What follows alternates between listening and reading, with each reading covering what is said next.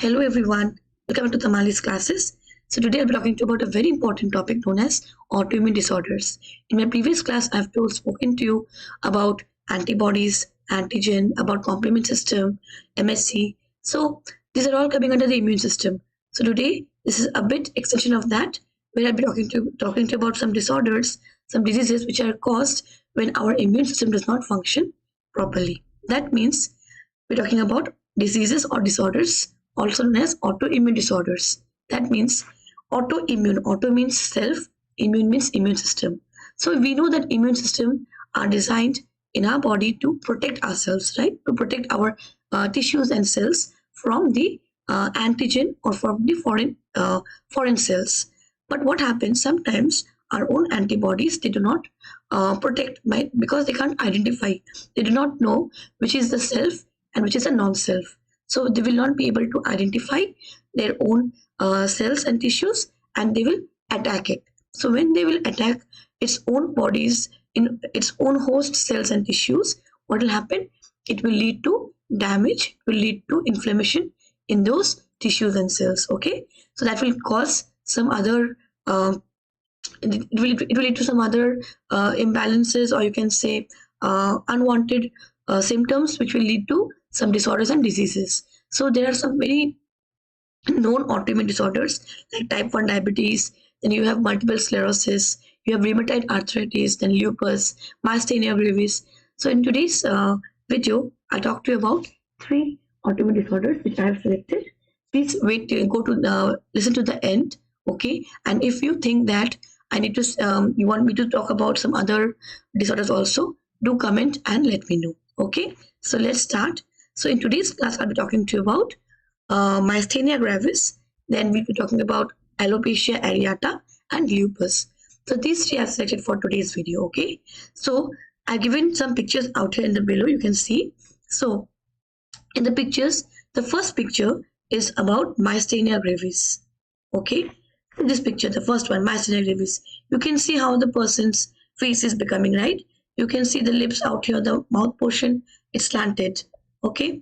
Even the eyes, you can see it's drooping down, okay? Even like there are many things happening because of this myasthenia gravis. I'll talk to you about in my future slides while telling in future slides. Okay, so number 2 is this alopecia areata, which causes balding. You can see out here circular patches bald. The shape is in a circular form, or it not be circular form also. So basically, when it causes balding, okay. Then we have lupus. Lupus is out here again inflammation in the skin, or it can be in the other parts of the body also. So let's see what are these 3 disorders. Okay. So first, I'll talk about myasthenia gravis.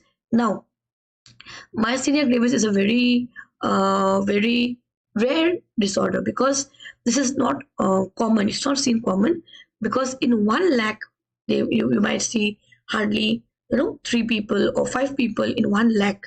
So you can understand how much rare it is. So what happens in myasthenia gravis? See, while I was talking about this nervous tissue, I told that this one I have not covered, but I told you about this neurons, right? So what's happening out here is that in our body, okay, in our nervous system, what happens is that I'll show you in diagram. It's not here, so I'll show you in there. See, in our body now, what happens? There is the nervous system, okay. So in nervous system, okay, there's a picture out here. Okay, there's a picture out here. I'll tell you by this picture. So in our body nervous system, see here, our nerve cells, okay. So our nerve cells, this is the nerve cells, okay. This is the nerve cells. So what happens when messages are passed from one this one nerve cell to different other nerve cell? What happens is that this part, okay, here dendrites are there. So here what happens? Acetylcholine, okay, acetylcholine is released out here from this part, okay. So then this is released, and again in another muscle cells, okay, from nerve cells to muscle cells. In muscle cells, there are some receptors present. So this acetylcholine, they will enter this receptors of this receptors will identify this acetylcholine, and they will through this um, receptors, they will enter the muscle cells. So what happens out here? Sometimes in myasthenia gravis, what is happening is that some antibodies are being released. Like as I told you, our own antibodies are not helping us. So this antibodies, what they're doing, they're coming and they are preventing this transmission. They're blocking it. So when they will block this transmission, what will happen? That this acetylcholine is not able to get transmitted from the nerve cell to the muscle cell. Okay. So when that happens, what will happen? The message will not be sent. So as I have explained previously, that suppose we want to, like, suppose there's a signal like I'm pinching here, or so I told you that when we pinch here from the mouth, we sense a pain, or we from our mouth we utter a word. So what's happening? The messages are being passed from the nerve cells to the muscle cells. So what happens in this disorder? This transmission is being blocked by the antibodies. Okay, in the nerve endings. So when that happens, it leads to formation of myasthenia gravis. So in this principal part, there's wahi likha hua hai. Okay, so that is only written in the principal part, which I've explained to you right now. So you can see here. Now, number 2. So muscle weakness, it will keep on increasing. Okay, if you try to do some activities, because when you do some activities, more messages are being passed, and there'll be more blockages of those messages. So when there'll be more blockages, you will be feeling more symptoms. Okay, you'll be feeling more problem in being able to conduct those actions. So what is the solution? You have to take rest. You have to take a lot of rest, because see, myasthenia gravis is because one reason for myasthenia gravis is that if you take too much stress, okay, too much stress leads to can be one reason for myasthenia gravis, because when you take too much rest, these nerves, they get tired. Okay, so in this myasthenia gravis, what is happening is that the eyelids, the eyelids, you can't they don't function properly. Okay, the one eye becomes a bit smaller than the other eye. Then your facial expression, one side of your face droops down, and then you can't chew anything. You have problem in swallowing, you have problem in chewing, you have problem in talking to someone. Even sometimes at later stages, even it will spread to the other part of the body also. And one side of your body can get paralyzed. You might have problem in walking, in breathing. Okay, so basically it starts affecting your entire body. So this can be of two types, neonatal and congenital. That means sometimes it might occur directly from the mother, okay, during childbirth, or sometimes it might not come from the mother. Okay, so these are the two types of myasthenia gravis. So as I've told you the symptoms already. And how can you diagnose it? Okay, suppose a person has it, how will you know that? First of all, by looking at the symptoms, and then also you can go for the antibody blood test. Then you have the MRI, and you have the CT scan, and also EMG. So by doing this, you will know how the nerves are working or not. You can see in the brain, you can see the brain activity, how it's happening, the actions. Is it having any problem in transmitting a message or not? So these things, by this all test, you can diagnose myasthenia gravis. Now, how will you treat it? See, there is no particular treatment. It means like you cannot say you will be totally cured, but yes, there are some things which you can do. Number one is you have to rest. Okay, you have to rest a lot, and then you have to have potassium-rich diet that you can get in oranges, in bananas, and try to lie down as much as possible. Also, there are some medicines which you can take, so that they can stop the antibodies, and they can help in this immune malfunction. So now recent research, what they are telling out about this myasthenia gravis is that is a FDA approved medicine known as Ristigo. The full form is given out here, Rosano Lixizumab Noli. Okay, so this medicine, okay, this medicine, it is helping in this myasthenia gravis. Okay, now see this. Okay, so another one is out here is there are some therapies also there's some research is also going on, some therapies which focuses on the B cell depletion. Okay, so they will decrease the production of this auto antibodies. So when this will decrease, now automatically what will happen? They will not go and block. Okay, so even gene therapy is being explored for this for finding solution to it. and also immunotherapy treatments are being there are being explored. One more other area is stem cells. Okay, even stem cells, scientists are also investigating the stem cells so that it can be used to repair and regenerate those junctions, those neuromuscular junctions which are being damaged because of this disorder. Okay, so now let's move on to the next one. There is alopecia areata. So alopecia areata is another disorder, as I've told, and I've also explained a bit that it is basically the balding thing. The symptom is one of the symptoms is balding.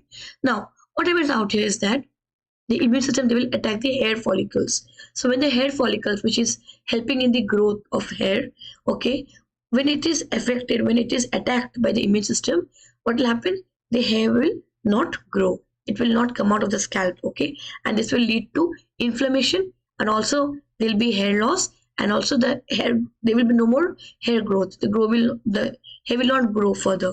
Okay, so like mostly it affects women. Okay, and also as I've told, you can see some patches, some circular patches, or you can see some complete baldness, or it can be a bit little like not complete, but some part of the hair will not be there. Also this might extend to other parts of the body also, like nails and all.